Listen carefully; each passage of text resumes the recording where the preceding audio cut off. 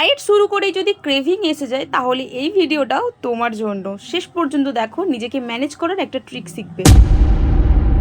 চলো তাহলে আজকের ছোট্ট গল্পটা শুরু করি। এই গরমটা না লিটারেলি আমার স্কিনটাকে একদম শেষ করে দিল। ট্যান এমন পড়েছে যে আয়নাও চিনতে পারছে না আমাকে। তাই ভাবলাম চলো আজ একটু মানুষ হই, মানে স্কিন কেয়ার করি। রোজ রোজ ব্লগ বানাতে গেলে টপিক কোথায় পাবো বলো তো? আমি তো আর রোজ রোজ গোয়া ট্রিপ চাই না। তাই একটা ডেঞ্জারাস আইডিয়া আমার মাথায় এসেছে। এখন থেকে আমার মিনি ব্লগে শুধু কি খেলাম, কোথায় গেলাম না, তার সাথে থাকবে ছোট্ট ছোট্ট হেলথ টিপস।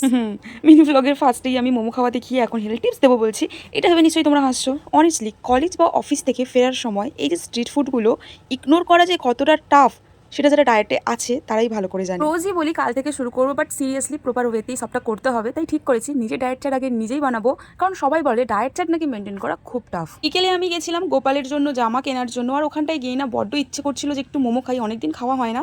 আর সত্যি কথা বলতে আমার এমন কোনো হেলথ কন্ডিশন নেই যে সব খাওয়া আমায় বন্ধ করে দিতে হবে, তাই আজকে খেলাম। কিন্তু আসল গেমটা হলো এটা কিভাবে আমি মেনটেন করব বা ম্যানেজ করব, সেটাই নেক্সট মিনি ব্লগে দেখাবো। তো দেখা হচ্ছে নেক্সট মিনি ব্লগে, বাই বাই।